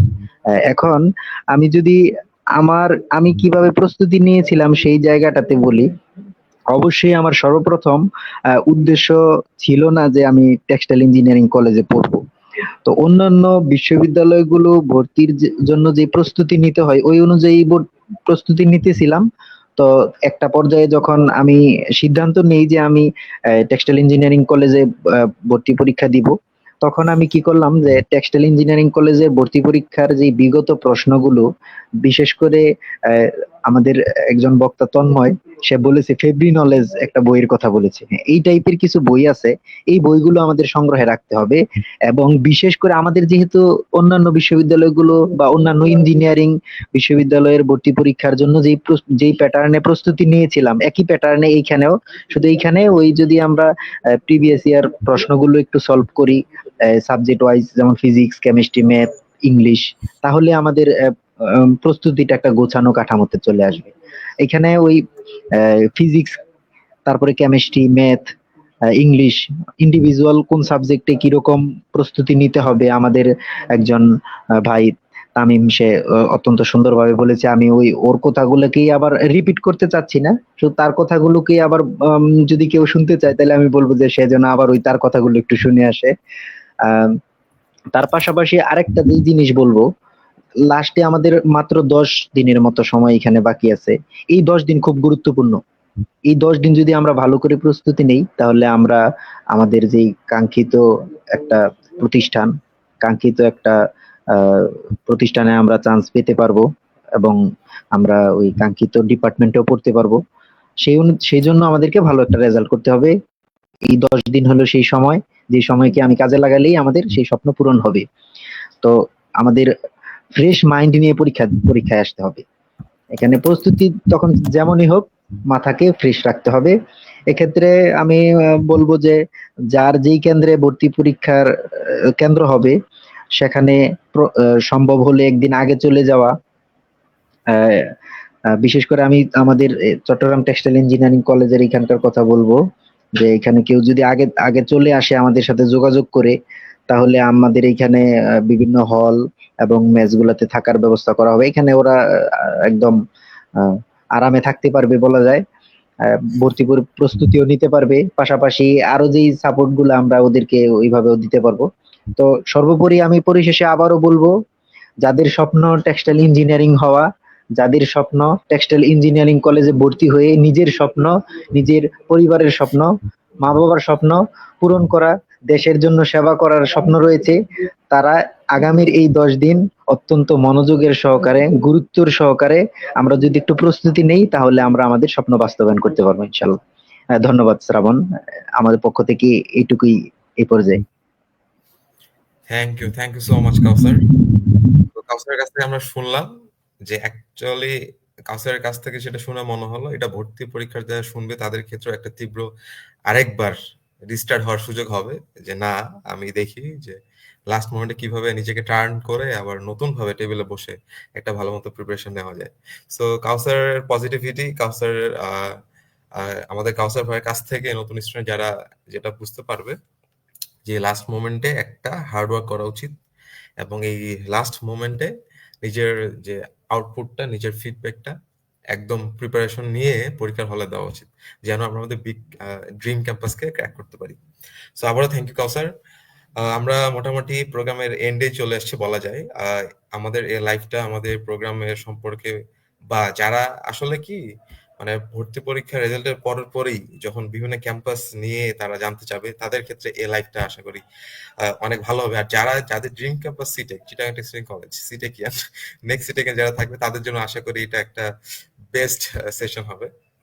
কারণ অলরেডি আমরা দেখেছি যে আমাদের সাথে আমাদের অতিথি যুক্ত ছিল আমাদের সোহানুর রহমান ভাই, তিনি অত্যন্ত ভালোভাবে একটা ভালো প্রেজেন্টেশন দিয়ে গেছেন। এখন আমরা চেষ্টা করছি ভর্তি পরীক্ষার্থীদের সম্পর্কে এই রিসেন্ট কি কি প্রবলেম ফেস করতে পারে সে সম্পর্কে বলার।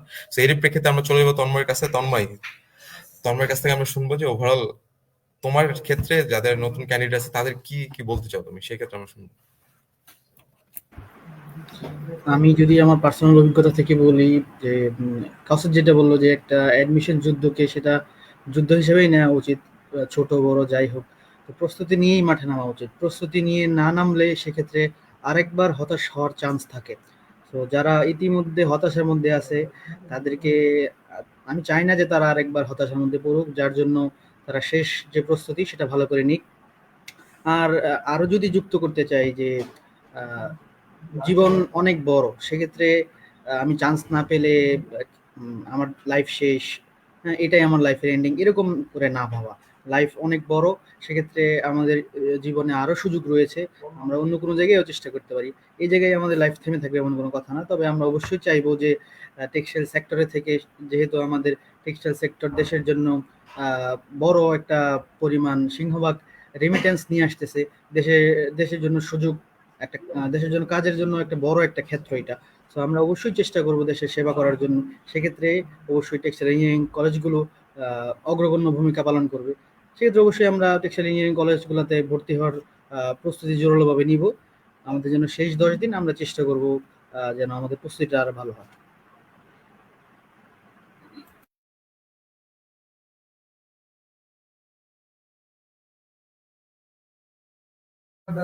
So thank you Tanmoy. So আমরা মোটামুটি এন্ড পর্যায়ে বলা চলে। সো আমরা অ্যাকচুয়ালি ক্যাজুয়ালি যদি সেশনটা হ্যান্ডেল করি, সো আমরা যেহেতু গ্রুপগুলোতে অনেক কোশ্চেন থেকে থাকে, সো এই জায়গাতে টেক্সটাইল ইঞ্জিনিয়ারকে প্রমোট করা বা টেক্সটাইল সম্বন্ধে আর একটু বিস্তর জ্ঞান ছড়ানো, এটা মোটামুটি বলা চলে যে একটু পিছিয়ে পড়ার ক্ষেত্রে বলা যায়। সো এই জায়গায় আমরা চেষ্টা করতেছি যে ওভারঅল সম্পর্কে অনেকে জানা, কারণ রিসেন্টলি দেখা গেছে আবেদন সংখ্যা যখন কমে যাচ্ছে, বা এটা হয়তোবা আমরা যেখানে অ্যানালাইসিস করে দেখছি যে এটা একটা সবাইকে জানানো বা সচেতনতা বা এটার যে একটা কানেক্টিভিটি, নতুনরা যারা আসছে বা যারা পড়াশোনা করছে এইচএসসি থেকে যখন কলেজে, তো এই জায়গায় বিশ্ববিদ্যালয়ের কাছে এটা একটা গ্যাপই পড়ে যায়। অনেকে হয়তো জানেই না যে আসলে এই জায়গায় একটা এত বড় একটা সেক্টর এখানে ক্রিয়েট করছে বা কাজ করছে। সো শ্রাবণ, যাই হোক দিন, হ্যাঁ বলো তন্ময়। আমি আরেকটু কথা অ্যাড করতে চাই যে Sure, sure, sure. আমাদের দেশের পার্সপেক্টিভে ইউআরপি বা টেক্সটাইল ইঞ্জিনিয়ারিং এই সাবজেক্টগুলো অগ্রগণ্য মানে থাকার কথা, যেটা হুম, আমাদের সাথে মিলে। সো আমাদের এবং দেশের আমাদের, প্রেক্ষিতে মিলে। হ্যাঁ, দেশের প্রেক্ষিতে মিলে। So, এই সাবজেক্টগুলো আমাদের চয়েস লিস্টে উপরের দিকে থাকার কথা ছিল, কিন্তু নানা অবশ্যই। বাস্তবিকতায় এখন অন্য সাবজেক্টগুলো চলে এসেছে, যেগুলোর জন্য মানে পড়া হচ্ছে ঠিক আছে, বিভিন্ন ভার্সিটিতে বিভিন্ন ডিপার্টমেন্ট রয়েছে, কিন্তু সেক্ষেত্রে সেই পরিমাণ সেক্টর আমাদের দেশে নাই। তো এই সাবজেক্টগুলো আরো উপরের দিকে থাকতে পারতো যদি আমরা আমাদের সরকার মন্ত্রণালয় বা যারা কর্তৃপক্ষ রয়েছে তারা যদি সজাগ দৃষ্টি রাখতো, বা এখনো যদি রাখে, অনেক দূর আগায় যাওয়ার সুযোগ আছে আমাদের। সো এটাই দিন শেষে, যেহেতু মেড ইন বাংলাদেশ ট্যাগটা অলরেডি ইন্টারন্যাশনালি ছড়াই গেছে already, made in Bangladesh tag, so এটা আসলে আমাদের বস্ত্র খাতেই এই সেক্টরটাতেই, সো এটাকে আরো বেশি হাইলাইট করা, আরো বেশি ছড়ানো, আরো বেশি সবার মাঝে পজিটিভ ছড়ানো, এটা সম্পর্কে জানানো, এটা আমরা যেহেতু পড়ালেখা করছি, সো আমাদের এটা একটা মোটামুটি দায়িত্বই বলা যায়, বা একটা এই জায়গা থেকে আমাদের একটা এই কাজটা করা উচিত। সো আবারও ধন্যবাদ সবাইকে। আর আমাদের লাইভটা যারা পরবর্তী ইউটিউবে এবং ফেসবুকে দেখবে তাদেরকে জানাবো যে আমরা ভর্তি পরীক্ষা ঠিক পরপরই সাবজেক্ট চয়েস নিয়ে কিন্তু আবারও লাইভে চলে আসবো। সো সাবজেক্ট চয়েস যদি অনেকের কাছে ম্যাটার করে, যে যেহেতু ক্যাম্পাস চুজিং এ যখন তারা চিন্তা করে যে ভাইয়া অ্যাপ্লিকেশনের সময় আমরা কোন ক্যাম্পাস গুলোকে বা সিরিয়াল অনুযায়ী চয়েস কিভাবে করব, সো সে জায়গা থেকে অনেকে আহ, কোনটা কত সালে প্রতিষ্ঠিত হয়েছে বা কত ব্যাচ বের হয়েছে এই ভিত্তিকে তারা একটা দেয়। অনেকে আবার মানে যেটা বাড়ির কাছাকাছি সেই হিসেবে একটা ডিটেলস একটা র্যাঙ্কিং করে, সেটা মোটামুটি ওই জাস্ট অ্যাপ্লিকেশনের মোমেন্টটাতে করে। কিন্তু যখনই চান্সটা হয়ে যায় বা দেখে যে না আমার পছন্দের সিরিয়ালে চান্স হয় নাই, সো এই জায়গার ক্ষেত্রে আমি ক্যাম্পাসকে বেস ধরে কোন সাবজেক্টটা চেঞ্জ করব বা বাড়ির কাছে পড়তে গেলে আমার পছন্দের সাবজেক্টে চান্স পাওয়া হচ্ছে না। সো এই সকল তথ্য, এই সকল প্রশ্ন নিয়ে বা এই সকল হচ্ছে ডিসকাশন নিয়ে আমরা ঠিক ভর্তি পরীক্ষার রেজাল্টের পরপরই আবার লাইভে চলে আসবো। সো ক্যাম্পাস ভিত্তিক আমরা লাইভে আবারও চলে আসবো। যাদের ক্যাম্পাস ভিত্তিক বিভিন্ন সাবজেক্ট সম্পর্কে আরো কিছু জানার ইচ্ছা রয়েছে, তারা হয়তো বা আমাদের সেশনগুলোতে সবকিছু মোটামুটি উত্তর পেয়ে যাবে। সো তন্ময় এবং তামিমে কাউসার, যেহেতু আমরা লাইভের শেষ পর্যায়ে এবং ভর্তি পরীক্ষাও শেষ পর্যায়ে, সো আমরা বলতে গেলে আমরা সবাই একটা দ্বার প্রান্তে চলে এসেছি। সো এই জায়গার ক্ষেত্রে আমরা এক একজনের কাছ থেকে একটা করে আমরা লাস্ট মোমেন্টে একটা প্ল্যান, লাস্ট মোমেন্টে একটা ফাইনাল ট্যাকটিক্স এবং স্ট্র্যাটেজি আমরা শুনবো, কিভাবে এই পরীক্ষার হলে বলতে পারি, পরীক্ষার এই লাস্ট মোমেন্টে বলতে পারি, বা পরীক্ষার সকালেও আমরা কি করতে পারি বা তার আগে কি করতে পারি যেটা আমাদের স্টুডেন্টদের কাজে দিবে। তামিম।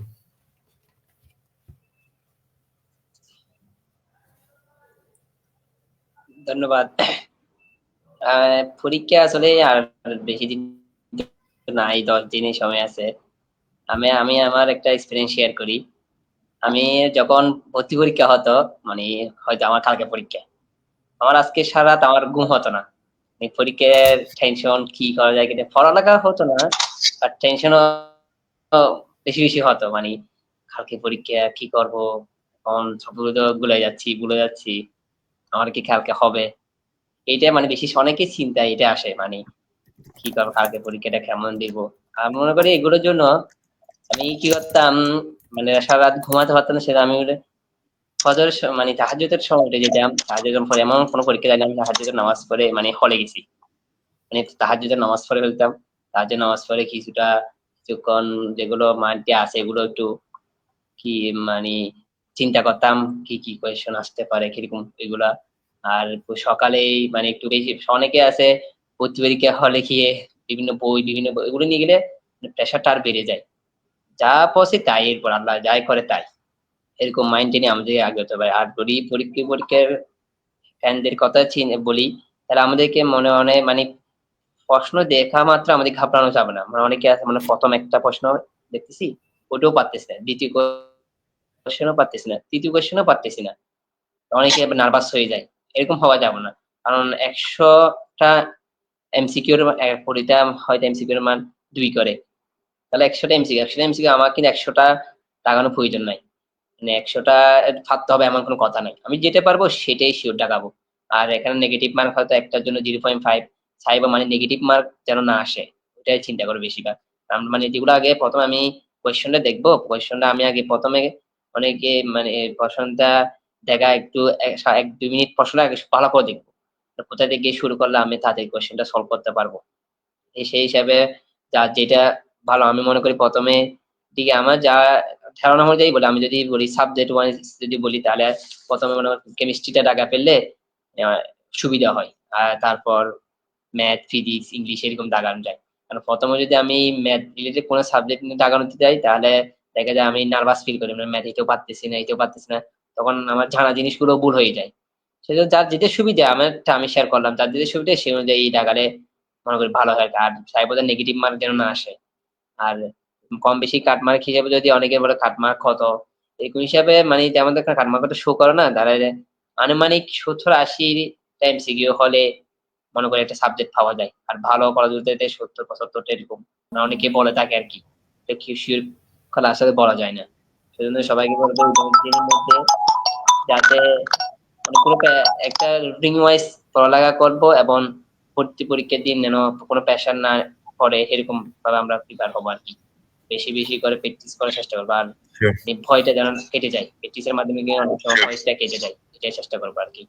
এর জন্য সবাইকে শুভকামনা পরীক্ষার দিন, যেন ভালোভাবে দিয়ে এই দোয়াই রইলো। ধন্যবাদ। So thank you Tamim. আমরাও জানাই ভর্তি পরীক্ষার জন্য শুভকামনা। তোমরা টেবিলে বসো, পড়ালেখা করো।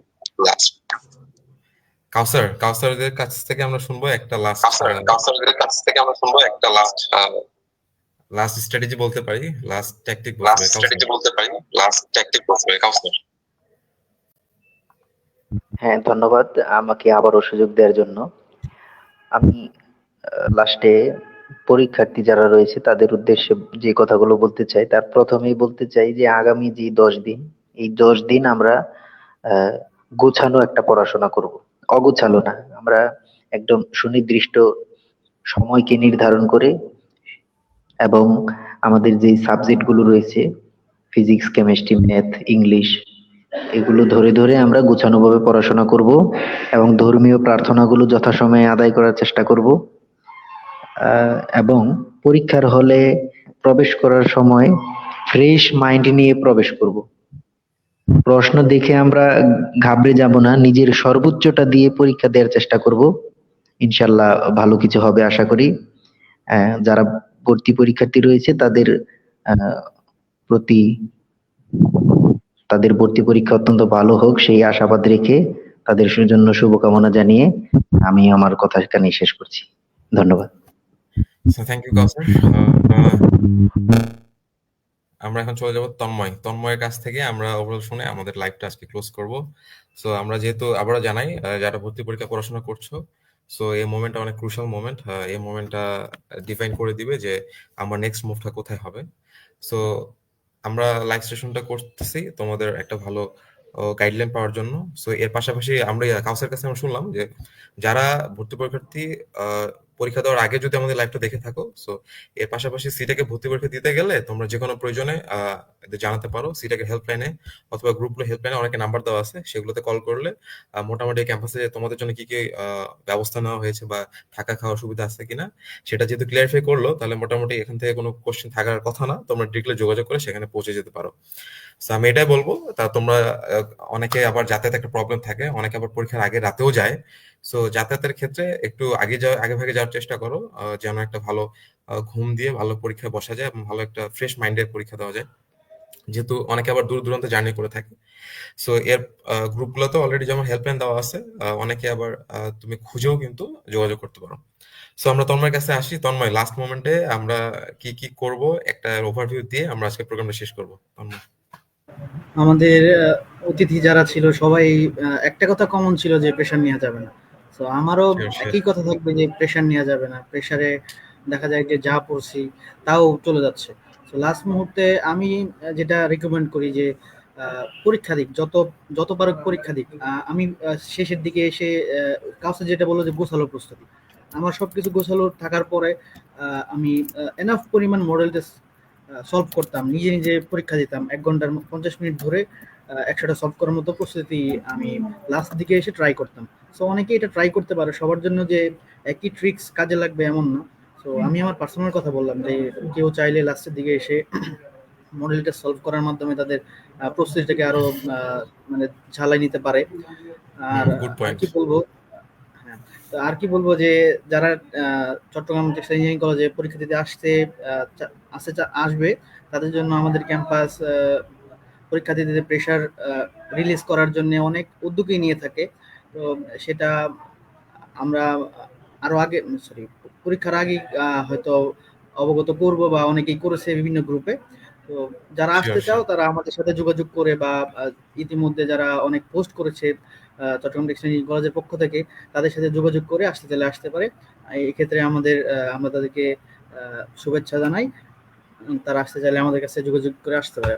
আর পরিশেষে ধন্যবাদ জানাই শ্রাবণকে এবং শ্রাবণের টেক এক্সপেরিয়েন্সকে যে সে এই প্রচেষ্টা চালাচ্ছে যে টেক্সটাইল ইঞ্জিনিয়ার সেক্টরটাকে আহ, বাংলাদেশে পরিচিত করতে, যেটা আমাদের অর্থনীতির মূল চালিকা, সেটাকে পরিচিতি করার জন্য শ্রাবণ অক্লান্ত পরিশ্রম করে যাচ্ছে। আমি তাকে ধন্যবাদ জানাই এবং তার এই উদ্যোগকে সাধুবাদ জানাই। প্লিজ। সে এদিকে সফল কাম হোক, আমি তার জন্য শুভকামনা জানাই। সো আমরা আজকের পর্ব এখানেই শেষ করব। এই অনুষ্ঠান শেষ করার আগে ভর্তি পরীক্ষার্থীদের জন্য শুভকামনা। আর আমি সিটেকের যারা আমাদের আজকে অতিথি ছিল, তন্ময়, তামিম, কাউসার এবং আমাদের কাজী সোহানুর রহমান ভাইয়ের পক্ষ থেকে আমি বলবো, সো তারা সবাই বলবে যে দেখা হবে আমাদের সিটেক ক্যাম্পাসে, তোমরা আসো, পড়ো, চান্স পাও আর ভর্তি হও। সো তোমরা চাইলে ভাইদের সাথে দেখা করতে পারো ক্যাম্পাসে, ভাইদেরকে জানাতেও পারো। ভাইদের যেহেতু নাম আছে, সার্চ করলে তোমরা পেয়ে যাবা কানেকশন। আর আর যেটা কথা বলবো, সো অনেকে ক্যাম্পাস চুজিং এর ক্ষেত্রে ওকে সিটাকও একটা ভালো অপশন হবে। এবং যেহেতু পুরাতন ক্যাম্পাস, তোমরা সেখানে পড়তে পারো। আর ডিপার্টমেন্ট ভিত্তিক কি চুজ করবা সেটা আমরা ভর্তি পরীক্ষার রেজাল্টের পরপরই আবার চলে আসবো। সো এই অনুষ্ঠানের এতক্ষণ ধরে থাকার জন্য বা যারা পরে দেখবা তাদেরকে সবারও আমাদের পক্ষ থেকে ধন্যবাদ জানাই। টেক এক্সপিরিয়েন্স হচ্ছে আমাদের টেক্সটাইল ইঞ্জিনিয়ারিং কলেজ অ্যাডমিশনে আমরা কাজ করি এবং টেক্সটাইলটাকে আরো একটু ফাস্ট আকারে ছড়াই দেওয়ার জন্য আমরা কাজ করি। সো পজিটিভিটি তৈরি করার জন্য কাজ করি, যেন আরো বেশি কাজ করি, যারা যেন টেক্সটাইল ইঞ্জিনিয়ারিং কলেজ সম্বন্ধে যে এক্সিস্ট করে সেই বিষয়গুলো, বা এখানে কি কি সাবজেক্ট পড়ালেখা করা হয়, সেটা কোন ডিগ্রি, বিএসসি নাকি ডিপ্লোমা, এই ধরনের যত বলতে পারি একটু সংঘর্ষমূলক কোশ্চেন আছে সেগুলোর উত্তর দেওয়া আমাদের লাইভ সেশনের মাধ্যমে।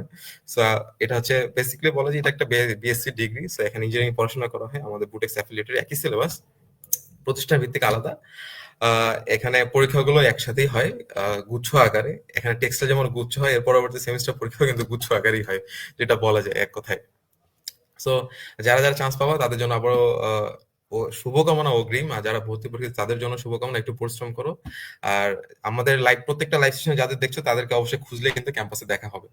সো আবারও big thanks to CTEC, Chittagong textile engineering college. আমাদের অতিথিদের আবারও অনেক ধন্যবাদ জানাই আমাদের সাথে এত সময় দেওয়ার জন্য। সেই সাথে স্পেশালি ধন্যবাদ জানাই আমাদের সিটেক ক্যারিয়ার ক্লাবের প্রেসিডেন্ট শামনুর রহমান ভাইয়াকে। তিনি আমাদের এই অনুষ্ঠানের শুরুতেই একটা সুন্দর ইফেক্টিভ প্রেজেন্টেশন দিয়ে মোটামুটি সবকিছু ওভারভিউ করে দিচ্ছে। এরপরে সেগমেন্টে আমরা প্রিপারেশন নিয়ে শুনলাম। সো দুইটার কম্বিনেশনে আজকের লাইভটা সিটেক থেকে বলা যায় একটা বেস্ট একটা আউটপুট হবে। এর পরবর্তীতে এই লাইভটা থাকার পরে আর কোনো কোশ্চেন থাকার কথা না। একটা কোশ্চেন থাকবে যে ভাই আমরা সিটেকে কোন সাবজেক্ট আসলে পড়বো। আরেকটা কোশ্চেন থেকে থাকে যে ভাইয়া কত র্যাঙ্ক হলে সিটেকে চান্স হবে, আমি এটা জানতে চাচ্ছি। কত র্যাঙ্ক থেকে কত চান্স হবে, কি কি সাবজেক্ট পাবো সেই সম্পর্কে আমি একটু রাউন্ড দিব কাউসারের কাছ থেকে। দেন তন্ময়, আমি অল্প করে শুনবো যে কত র্যাঙ্ক আমাদের থাকা উচিত। কাউসার। হ্যাঁ, ধন্যবাদ। র্যাঙ্ক বলতে আসলে এখানে কিভাবে কে কত র্যাঙ্কে আবেদন করতেছে সেই গুলার উপরে ভিত্তি করে নতুন ভাবে র্যাঙ্ক এটা সিলেকশন হয়। তবে পূর্ববর্তী যেই কয়েক বছরের যে একটা পরিসংখ্যান, সেই পরিসংখ্যান থেকে যদি আমরা কিছু ধারণা দেওয়ার চেষ্টা করি, তাহলে বলা যায় যে আহ, কারো র্যাঙ্ক যদি 200-র মধ্যে থাকে, তাহলে সে সিটেকে ওয়েট প্রসেস ইঞ্জিনিয়ারিং ডিপার্টমেন্টটা পেতে পারে। আহ, তারপরে কারো র্যাঙ্ক যদি 300-র মধ্যে থাকে, তাহলে সে অ্যাপারেল ডিপার্টমেন্টটা পেতে পারে।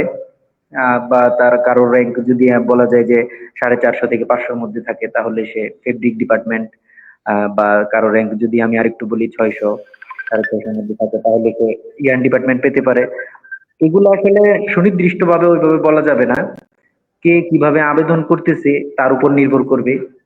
দেখা গেছে অনেক অনেক সময় মাইগ্রেশন হতে হতে অনেক র্যাঙ্ক অনেক পরে থাকলেও তারাও ভালো ভালো সাবজেক্ট পেয়ে যাচ্ছে বিভিন্ন জায়গাগুলোতে। তো এখানে বিভিন্ন ফ্যাক্টর রয়েছে, সবগুলো ফ্যাক্টর কে আলাদা আলাদা ভাবে বিবেচনা করেই মূলত এই আহ, কে কোন র্যাঙ্কের চান্স পাবে, কোন সাবজেক্টটা পাবে, এটা নির্ভর করবে আর কি। এই ছিল আমার কথা। So thank you Kawsar.